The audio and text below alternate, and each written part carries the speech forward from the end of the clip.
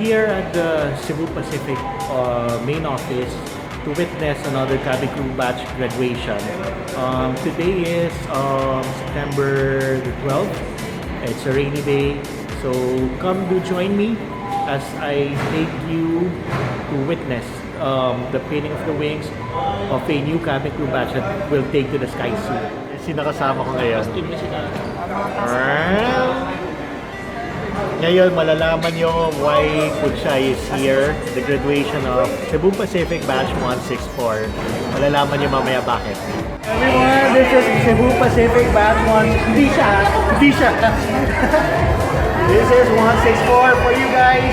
Yep, I'm here at the graduation of Cebu Pacific Batch 164. And the reason why Puchay is here is because yung boyfriend niya, si Jonathan Castañeda, is their head trainer. Kaya supportive eh. Alright?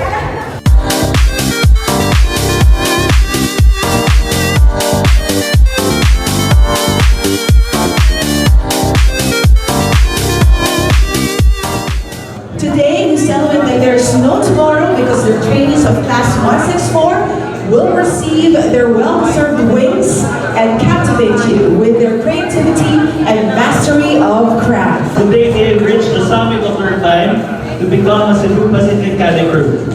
Their 34-day journey was grueling yet rewarding.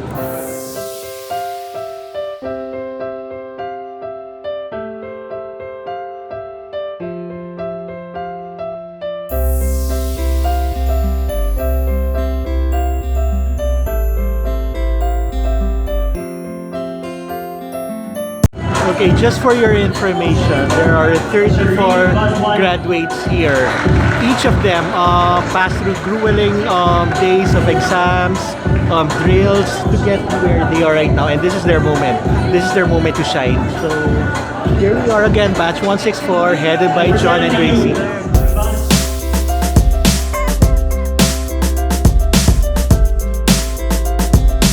You have to study and review 24/7. to pass the 17 online exams and 5 rated drills.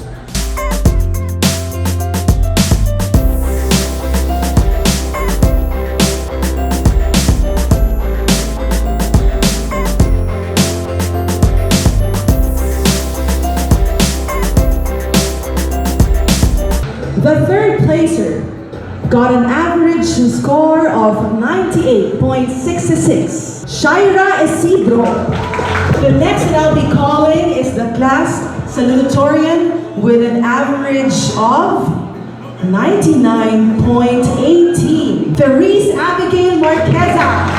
The class valedictorian with an average grade of 99.6. Iris Morado.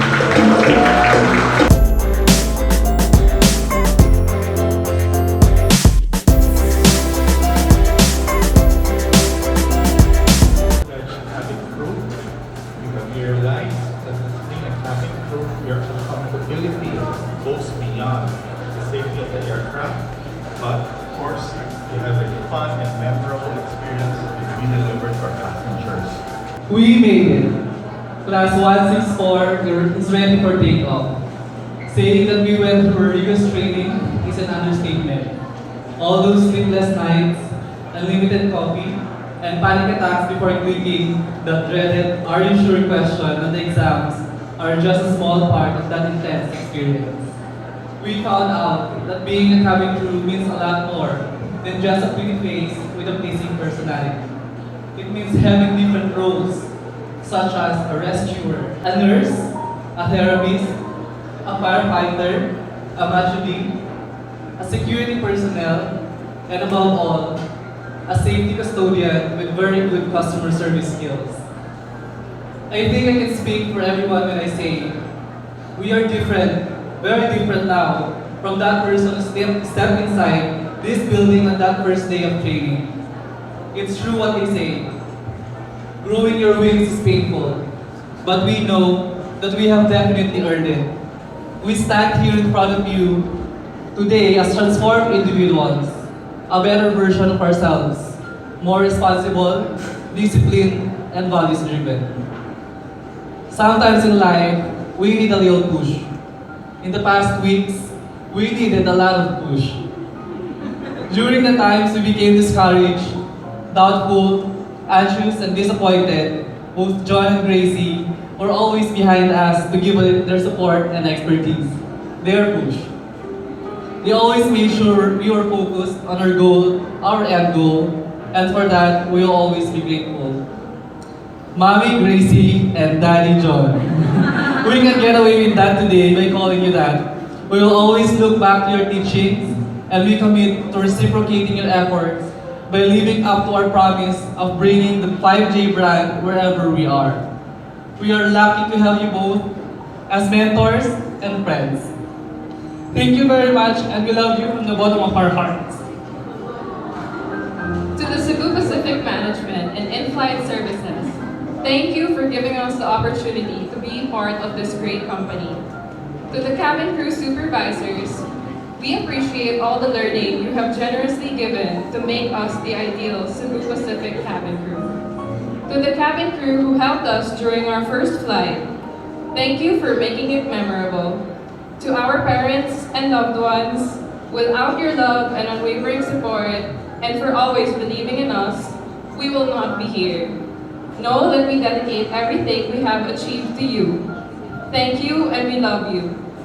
And to our new brothers and sisters, all the eye bags we grew from studying, all the dirt from crawling under thick dense smoke, and the raw voices from shouting brace for impact were nothing, because we knew we were surrounded by each other who made us feel that quitting is not an option.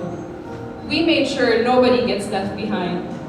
Remember, brothers and sisters, wherever our wings may take us, we will always be each other's home here. We are family.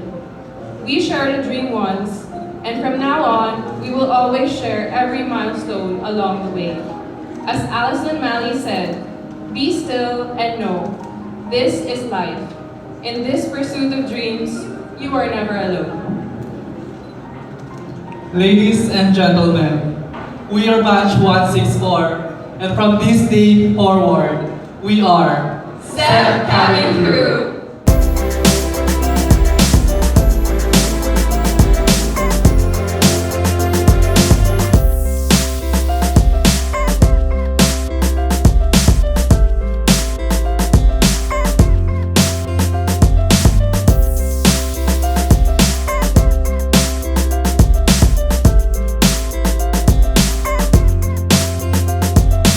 So we just ended the graduation ceremonies and now let's go interview some of them.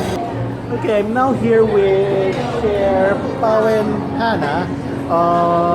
Three new graduates from batch 164. Ilan ba kayo? 31. Okay, not 34. 31 pala, sorry. Sa sinabi ko kanina, it's 31.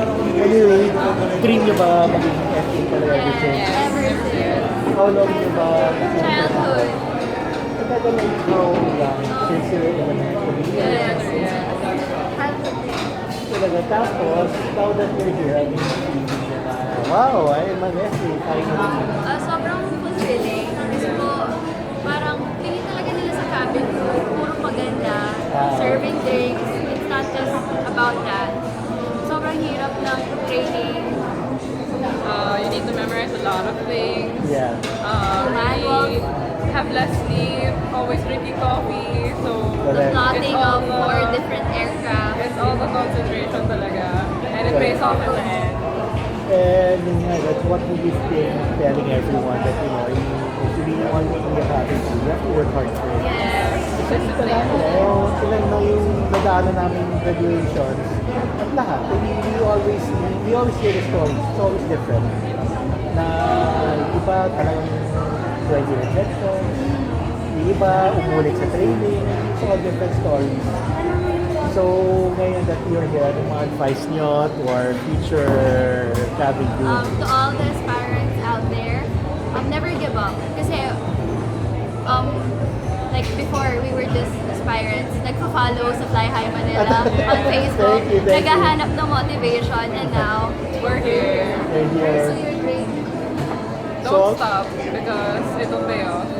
Correct. So don't give up. Just keep going on. That's what I always say. That's what we always say. Keep going on, and go for your dream. Don't let any negativity block it. Just keep going on. All right. Thank you so much. Thank And congratulations, you. Thank you everyone. so much. Congrats. There you have it. You heard from them a while ago. Hindi madali dinaanan nila, but they're here. They finally got their dream. Okay, so I'm here with Gracie Periquet. She is one of the instructors of Cebu Pacific Batch 164. And we are here to ask her 2 questions. Alright, so Gracie, kumusta naman? I mean, nakaraos. Yeah, finally, oh my goodness. Finally, yeah. Finally. So toxic, but we pulled it through. Correct. So what can you say about Batch 164? Okay, so what I say about this class is that they are unique in their own way. They are divided into different dialects, but we have one goal, to pass. Okay, they help one another through all the difficult challenges. No one is better than the other. They persevered because they worked hard and because they understood that discipline is a choice for them to pull through and succeed in the end. Correct. And then what was one of your most memorable part of the training? Oh, memorable is always the Yeah. emergency procedure drills. It's always the EP. I mean, But everyone yeah. is crying, everyone is bruised, crying on. Yung EPP na Yeah, talaga. super. How about ditching? Ditching? Yeah, No, you it's did say. it's thick dense smoke in the cabin. It's always a thick dense smoke in the cabin. So that's the hard part. Yes. And yun nga, yun is nasabi namin all the time. It's not easy to be a cabin crew. Yeah, maybe siguro by the look of it, but once you're there, iba na talaga, right? Right, super. Correct. So thank you so much, Gracie, for your time. Thank and you. congratulations Thank to you you. and John Thank you. for pulling this off. Congrats. So everyone, so this is it for today. Again, you just witnessed the graduation of Cebu Pacific Batch 164. All 31 of them will be taking to the sky soon. Your new set of Cebu Pacific cabin crew. Bye everyone. Bye.